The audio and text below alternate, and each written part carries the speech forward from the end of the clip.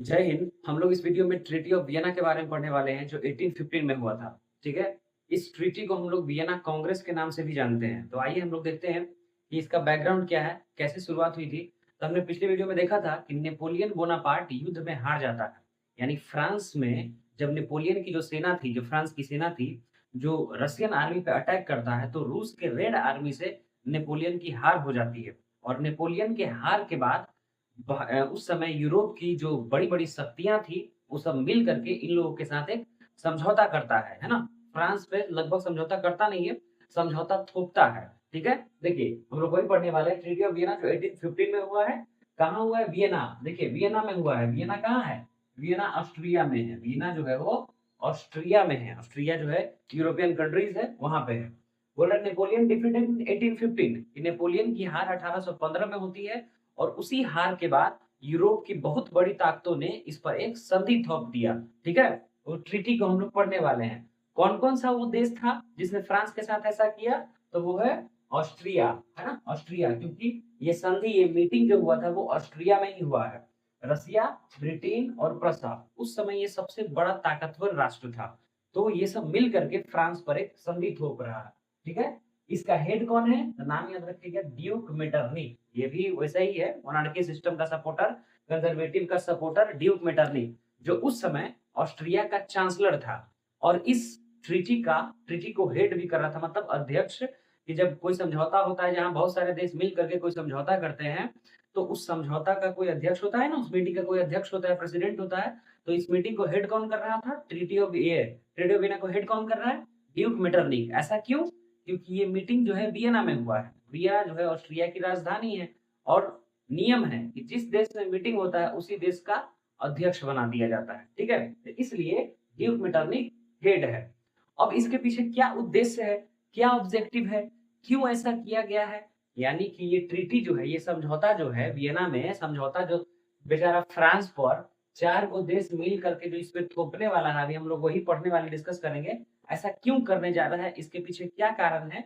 तो देखिए, इसके पीछे हम लोग यहाँ पे मुख्य तीन रीजन है, थ्री ऑब्जेक्टिव है, three AIIMS behind the treaty of Vienna. पहला, अंडू नेपोलियन चेंजेस। ठीक है। क्या क्या चाह रहा है ये? कि नेपोलियन ने अब तक यूरोप के नक्शे में जितना भी बदलाव किया है उसमें परिवर्तन करना है। क्योंकि नेपोलियन बहुत सारे जगहों को जीत चुका था। नेपोलियन ने पूरा यूरोप का नक्शा ही बदल दिया था। इसीलिए तो नेपोलियन छू रहा था पूरा दुनिया के देश, दुनिया के नजर में नेपोलियन बड़ा शक्तिशाली खतरनाक डिक्टेटर था। दूसरा, रिस्टोर बर्बन डायनेस्टी। कि भाई नेपोलियन यानी रिस्टोर, जो बर्बन डायनेस्टी जो शुरू से फ्रांस के राजगद्दी का असली हकदार है। मोनार्की में क्या होता है? फैमिली, वन फैमिली रूल होता है, एक ही परिवार शासन करता है। तो शुरू से जो हमारा लुईस 16 है, याद कीजिए लुईस 16, लुईस एक, तो उसी को जो है राजगद्दी पे बैठाने जा रहा है। ठीक है ना। यानी इसका मुख्य मकसद है कि रीस्टोर बर्बन डायनेस्टी, कि जो बर्बन डायनेस्टी से फ्रेंच रेवोल्यूशन में राजगद्दी छीन ली गई थी उसको वापस करना है ना, कंजर्वेटिज्म को रीस्टोर करना है मुख्य मकसद। And prevent French aggression. Prevent French aggression का मतलब होता है कि सबसे बड़ा दिक्कत तो ये है कि यूरोप में उस समय सबसे शक्तिशाली राष्ट्र में फ्रांस आता था। और फ्रांस इतना ताकतवर था कि इसको हराना या इससे कोई चैलेंज ले लेना बहुत मुश्किल है। यानी कि आ बैल मार वाला बात हो जाएगा। तो ये जान रहा था कि नेपोलियन ने फ्रांस की सेना को बहुत ही ताकतवर बना दिया है। तो उसको अब रोकना है, इसकी ताकत अब न बढ़े। यानी इस समझौता का मुख्य उद्देश्य ये भी है। मुख्य उद्देश्य हम लोग पढ़ रहे हैं कि क्यों हुआ समझौता। तो तीन बातें, नेपोलियन को के द्वारा जितना भी चेंजेस हुआ है उसको खत्म करना है। Restore bourbon dynasty, bourbon dynasty को रिस्टोर करना है। रिस्टोर का मतलब होता है वापस से राजगद्दी पे लाओ। फ्रांस में जिस खानदान का पहले शासन था, यानी मोनार्की सिस्टम, कंजर्वेटिव सिस्टम को रिस्टोर करो। And the last one, France के बढ़ते हुए ताकत को रोको, उसको नाकाम करो। अब समय आ गया है फ्रांस को रोकने का। अगर नहीं रोकोगे तो फ्रांस इससे भी आगे निकल सकता है।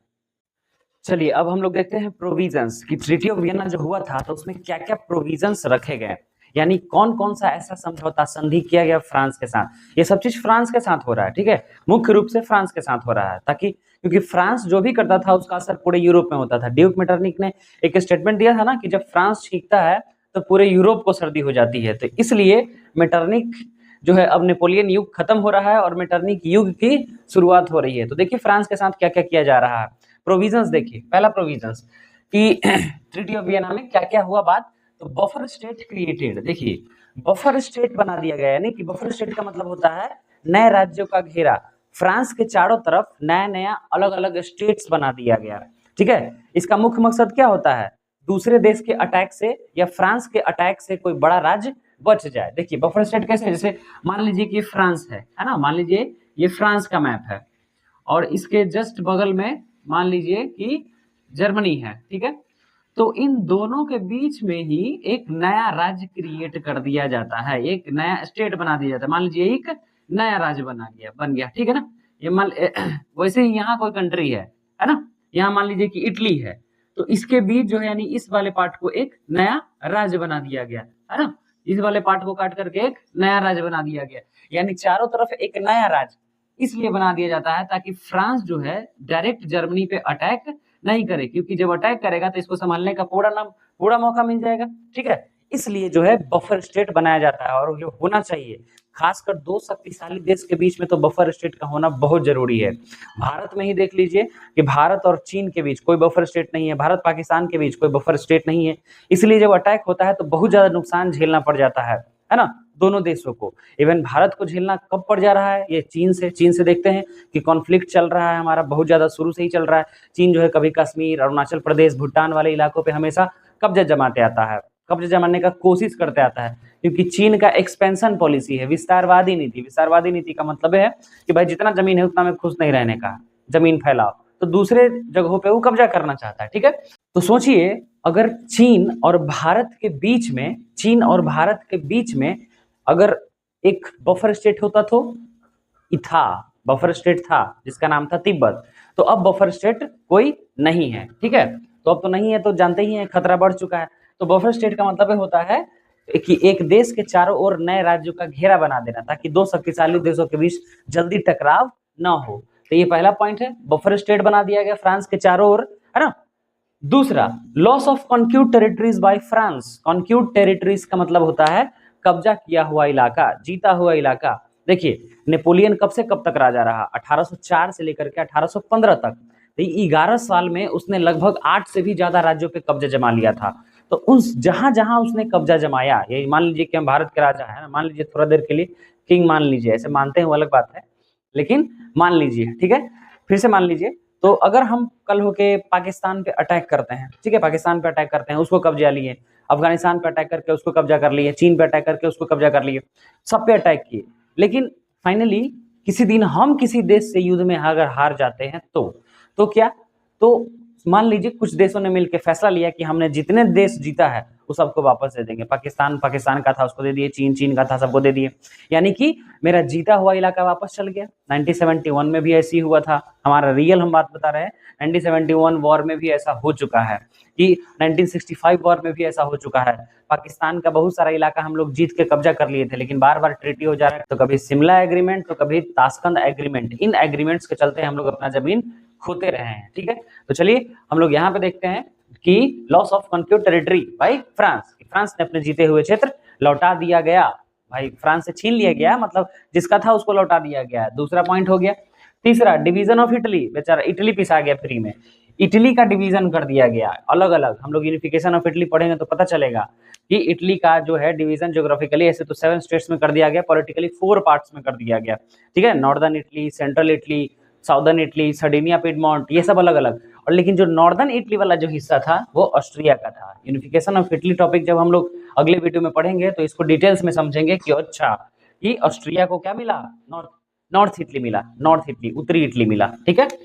चौथा देखिए, मोनार्की एस्टैब्लिश इन फ्रांस। भाई अभी हम लोग थोड़ी देर पहले एम पढ़े, ऑब्जेक्टिव्स पढ़े थे ना, उसमें क्या मकसद था, हम क्यों ट्रीटी कर रहे हैं। ट्रीटी करने का मुख्य मकसद यही है कि फ्रांस में जो है क्या करना है, मोनार्की सिस्टम वापस ले आना है, यानी कि कंजर्वेटिव रिजाइम को वापस लाना है।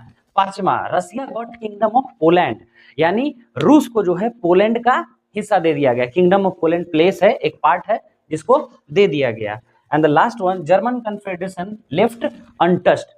जर्मन कन्फेडरेशन, जर्मन कन्फेडरेशन था वो 39 स्टेट से बना हुआ था, उसमें कोई बदलाव नहीं किया, क्योंकि ये सब बनाया गया था लगभग ये किसके द्वारा, क्या बोलते हैं हम, ये नेपोलियन के द्वारा, ठीक है। तो नेपोलियन ने जो ये जर्मन कन्फेडरेशन का निर्माण किया था उसको छोड़ दिया, रहने दिया, है ना, left untouch. And the last one, sorry, हाँ last one, Prussia got a part of Saxony.